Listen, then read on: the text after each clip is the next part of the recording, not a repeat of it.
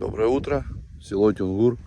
Сегодня решил еще один день здесь задержаться, потому что тело все болит, ноги вообще просто одубели, очумели.